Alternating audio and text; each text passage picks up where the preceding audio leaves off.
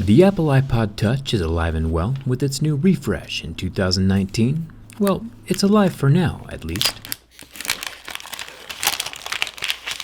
I've been performing systematic durability tests on hundreds of portable electronics for the past 4 years.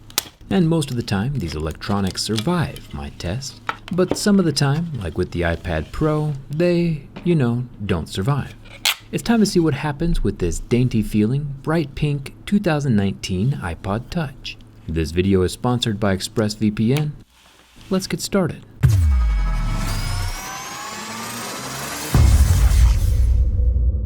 You might be thinking to yourself, who needs an iPod Touch? I imagine Apple made this for people who don't want to pay for a monthly cell phone plan and are usually still surrounded by Wi-Fi, or for parents who want to communicate with their kids for cheap. Since the iPod Touch starts at $200, it's a much better bargain than the $1,000 iPhones. My Mohs Mineral Picks can tell the difference between plastic, glass, and sapphire. And during the scratch test on this 4-inch display, we start seeing scratches at a level 6 with deeper grooves at a level 7. On par with the latest iPhones that are using tempered glass displays. That means that the front camera up here is going to be protected from scratches, all 1.2 megapixels of it. You heard that right, 1 whole megapixel. It's nice to see Apple competing with the flip phones of 2004. There is a plastic physical clicky home button, which is nostalgically refreshing. No complaints here. There is no earpiece though. Apple has to keep at least some separation between the iPod Touch and the iPhones because they both literally do the same things.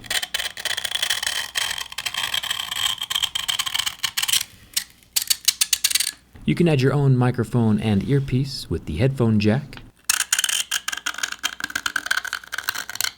which is back. Thumbs up for that. It's super interesting that even though Apple tried watering down the iPod Touch as much as possible, this $200 device still does 90% of what a full-fledged $1,000 iPhone can do.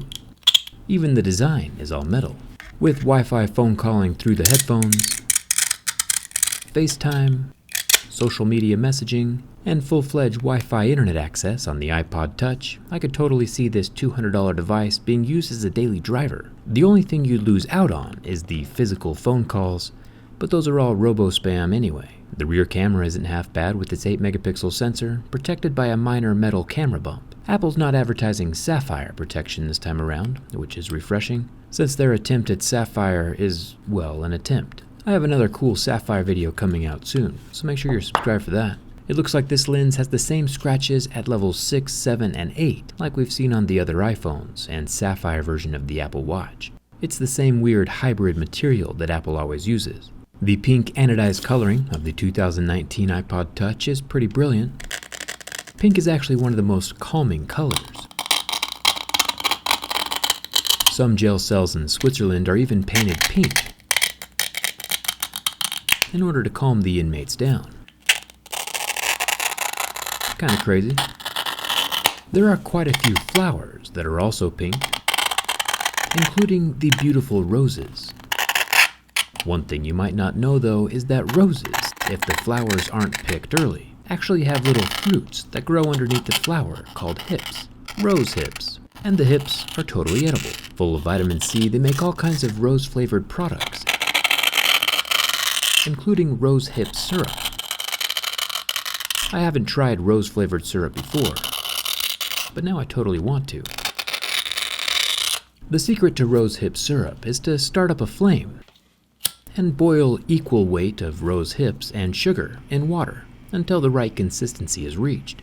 Just make sure you don't burn anything. The 326 pixel per inch display of the iPod Touch, which is the same pixel density of the $800 iPhone XR, but who's keeping track? It took about 12 seconds to go black from my flame, but being an LCD it did fully recover. The pixels all eventually came back to life, minus the evaporated oleophobic anti-fingerprint coating, of course. It's time for the bin test, the ultimate test of construction and build quality. Remember, most phones survive this test just fine.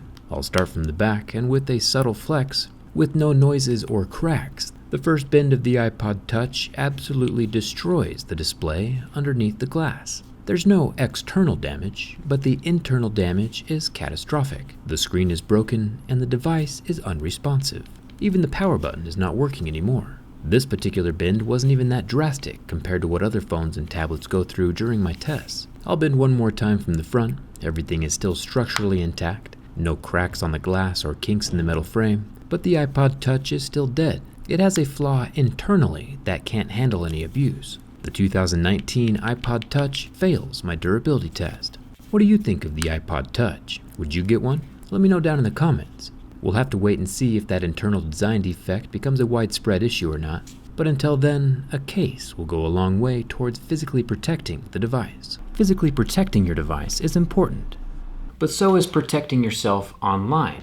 Huge thanks to ExpressVPN for sponsoring this video. A VPN, or virtual private network, is an app that secures and encrypts all of your personal data online, so no one can access your personal passwords or credit card information when you're using public Wi-Fi. Since I travel quite a bit, I've personally used ExpressVPN to access YouTube videos that aren't available in the country that I'm traveling to.